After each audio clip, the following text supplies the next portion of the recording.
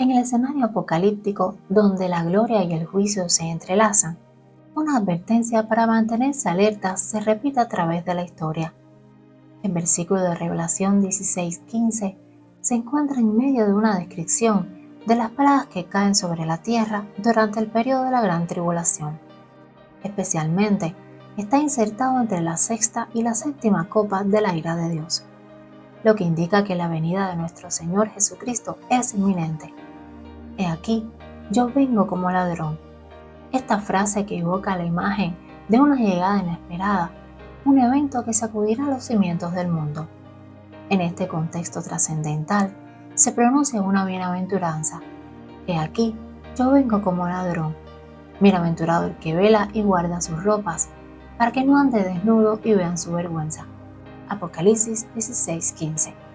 Estas palabras, cargadas de solemnidad y urgencia, nos invitan a reflexionar sobre nuestra ropa espiritual ante la inminente venida de Cristo. ¿Estamos listos para el regreso del Rey? ¿Estamos velando en oración y servicio o nos hemos dejado arrullar por la somnolencia del mundo?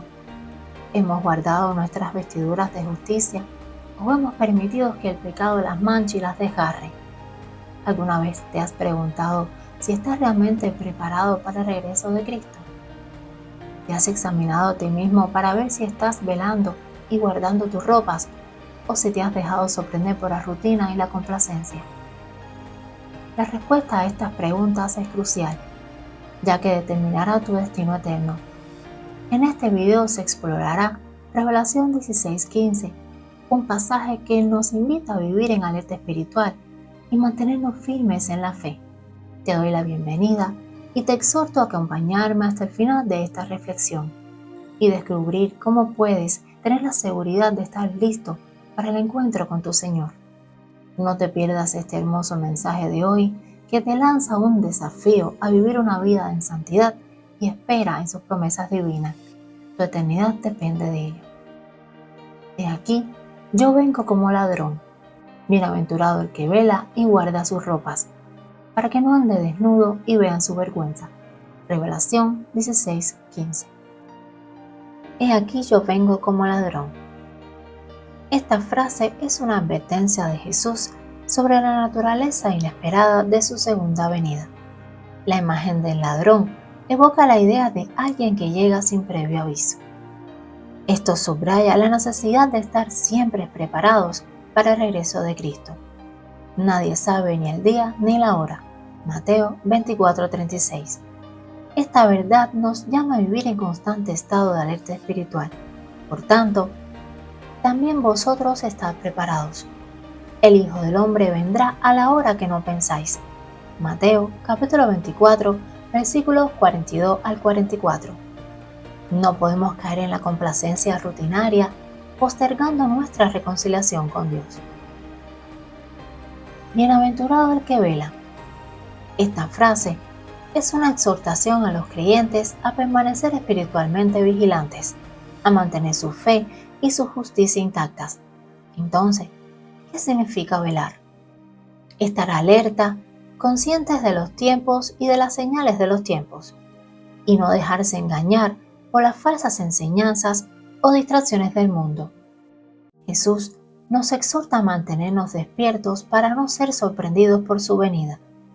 Un claro ejemplo nos muestra el Señor con la conocida parábola de las 10 vírgenes, en Mateo, capítulo 25, versículos del 1 al 13, donde vemos a las vírgenes prudentes y a las insensatas.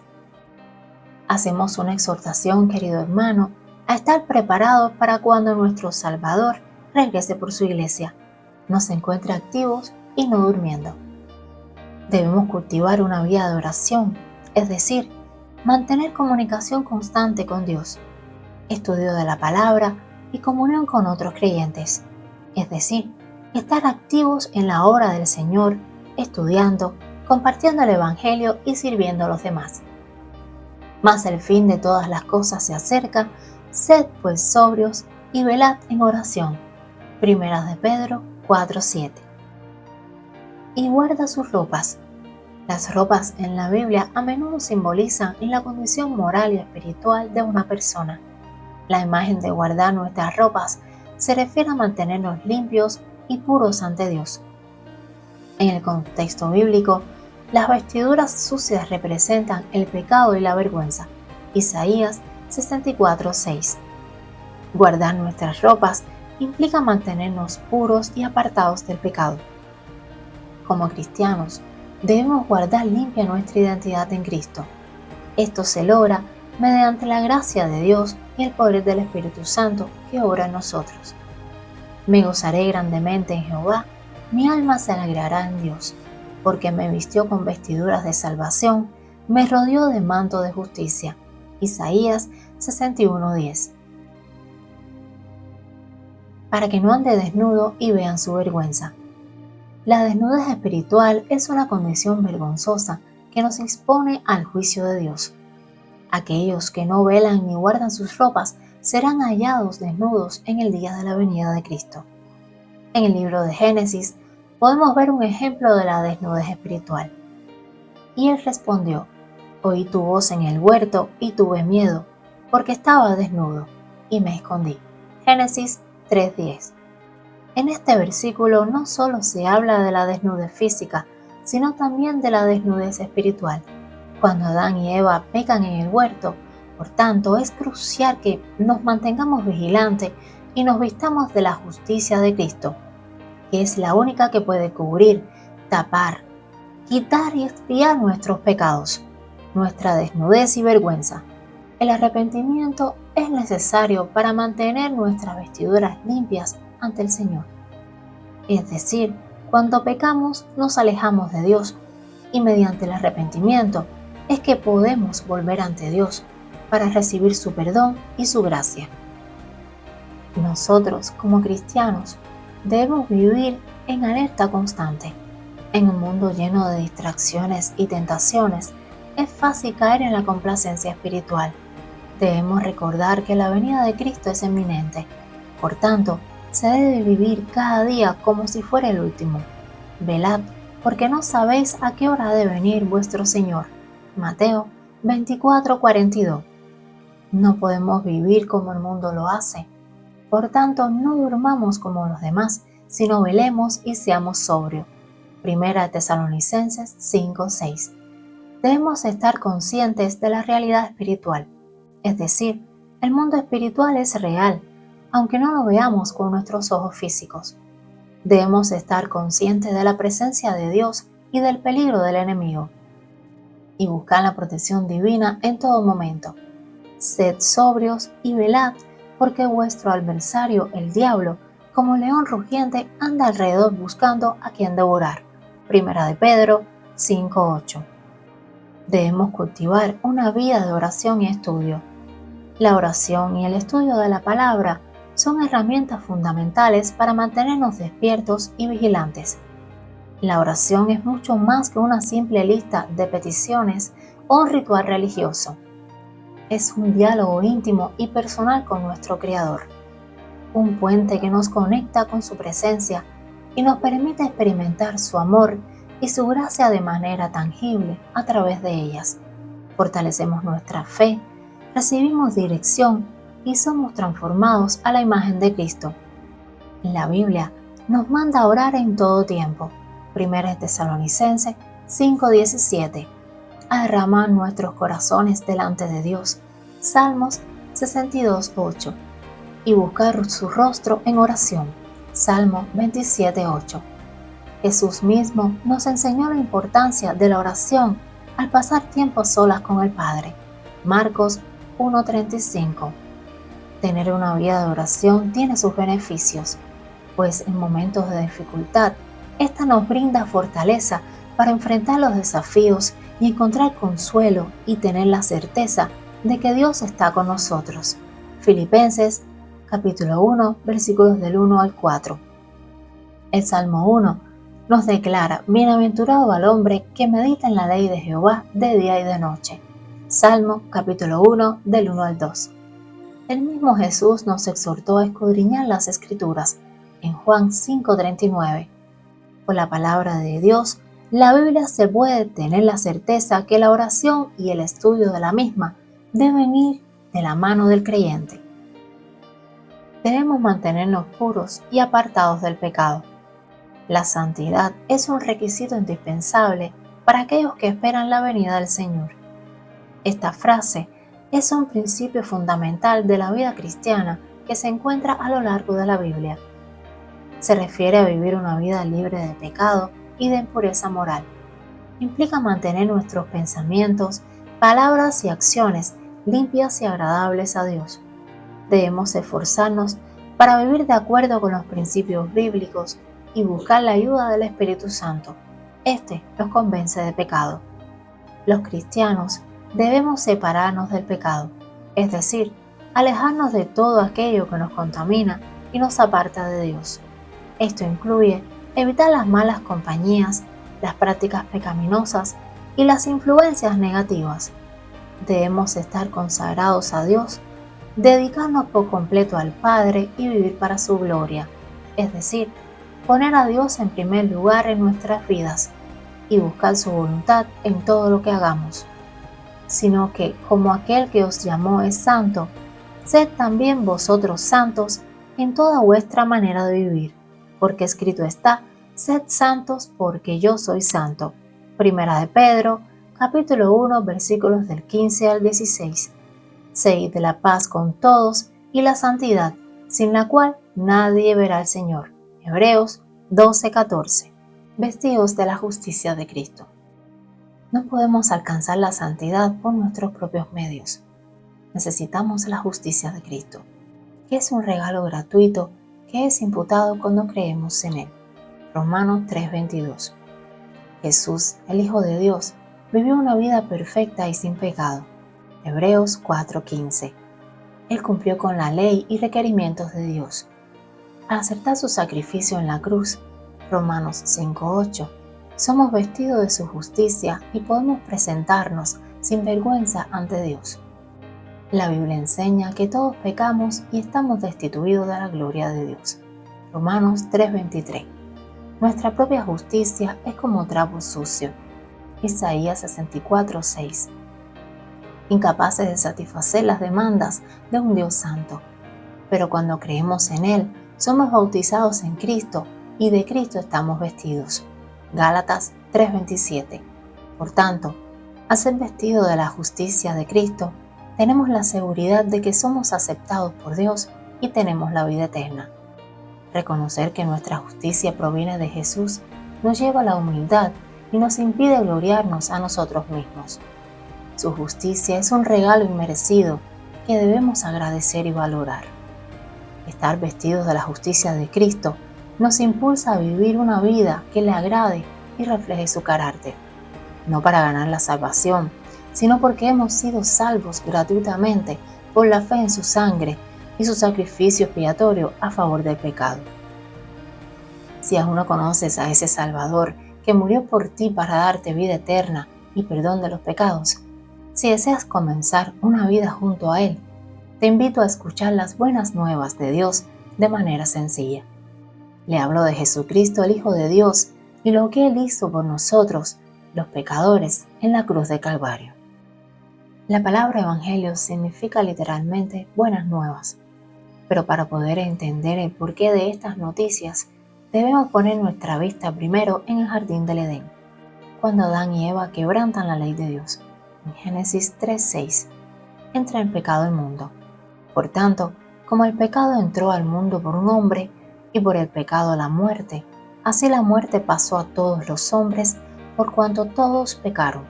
Romanos 5:12. Y esto implica destitución de la gloria de Dios. Romanos 3:23. Cada fibra, cada átomo del hombre fue contaminado por el pecado. Su mente, su voluntad, emociones y carne, y esto nos condena a una eternidad en el infierno separados de Él. Es en el lugar donde el hombre paga el castigo por pecar contra un Dios santo y justo. Hasta aquí parecen malas noticias, pero Dios tenía un plan de redención para este mal. Nuestro Dios justo y santo es a su vez un Dios lleno de amor, gracia y misericordia hacia las criaturas que formó del polvo a imagen y semejanza de Él. Génesis capítulo 1, 26, 27 y capítulo 2, 7. Pues si por la transgresión de uno solo reinó la muerte, mucho más reinará en vida por uno solo, Jesucristo, los que reciben la abundancia de la gracia y el don de la justicia. Así que como por la transgresión de uno vino la condenación a todos los hombres, de la misma manera por la justicia de uno vino a todos los hombres la justificación de vida. Romanos capítulo 5, versículos del 17 al 18. He aquí, ya estas son las buenas noticias, donde Dios salva a los pecadores a través de la predicación del Evangelio. Pero nos preguntaremos, ¿y dónde encontramos el Evangelio?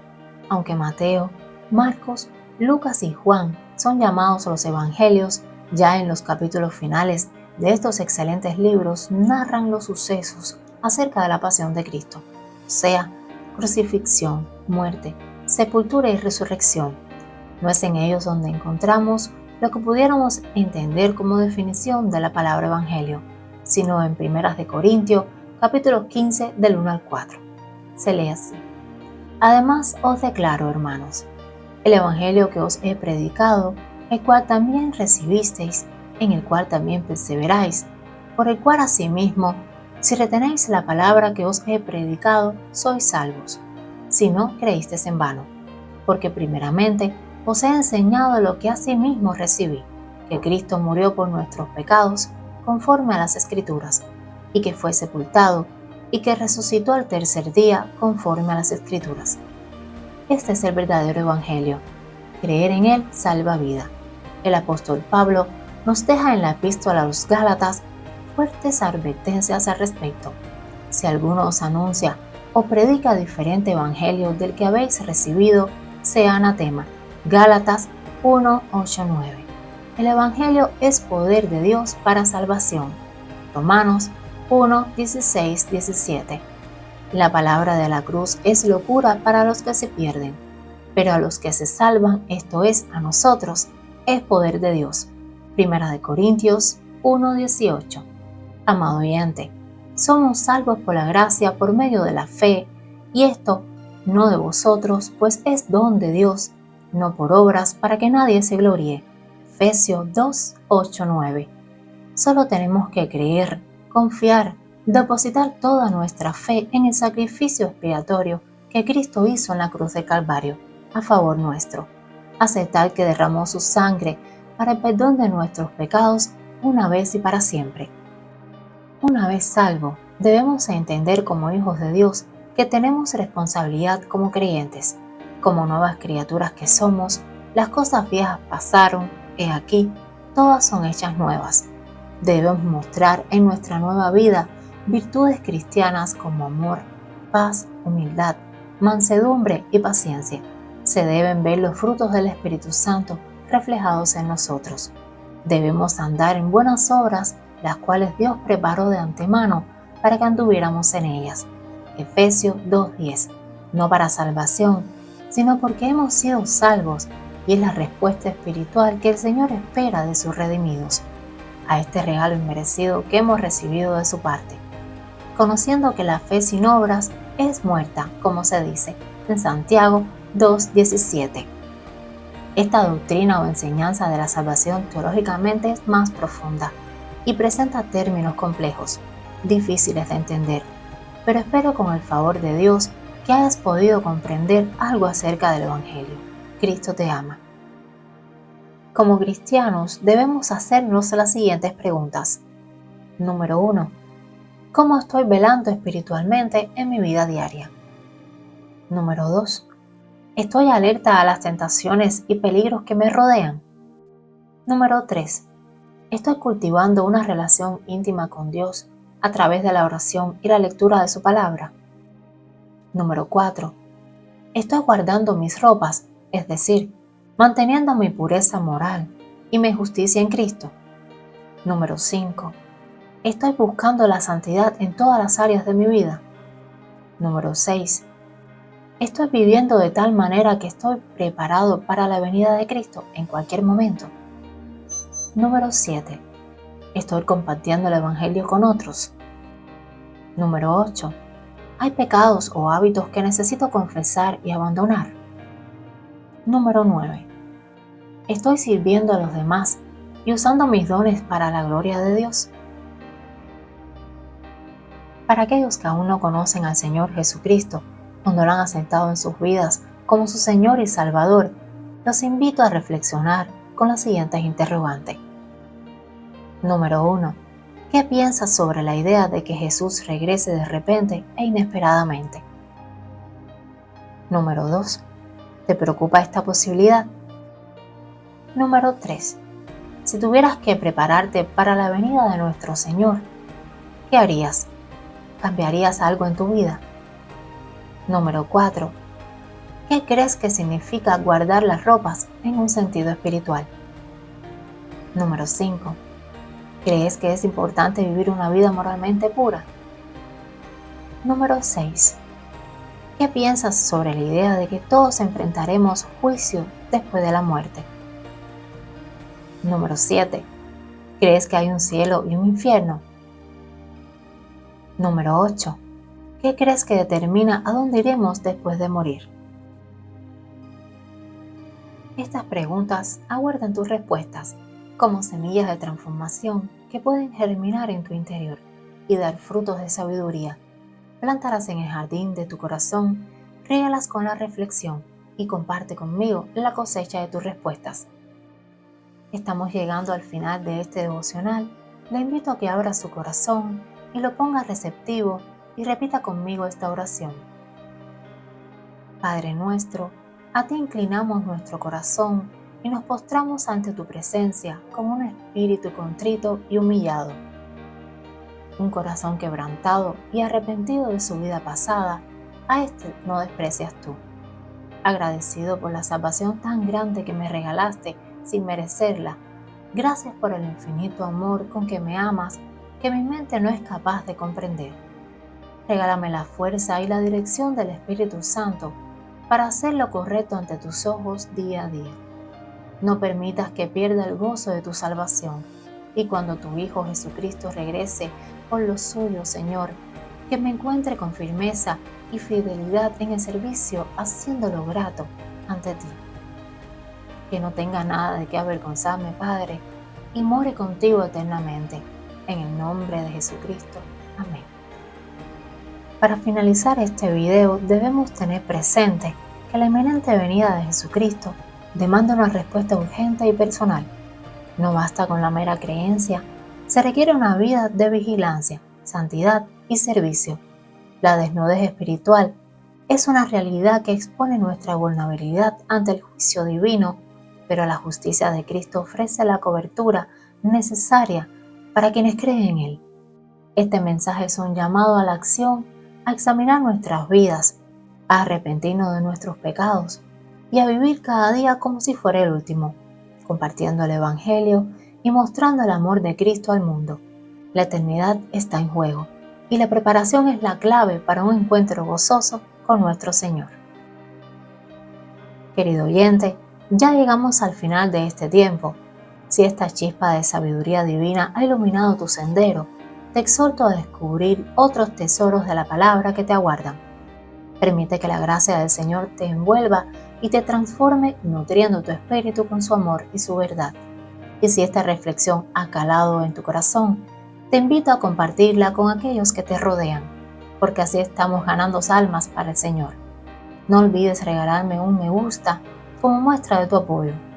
Cada me gusta es un faro que me guía a más almas sedientas hacia la fuente de agua viva. Te aseguro que cada instante dedicado a su amor será un regalo para tu alma.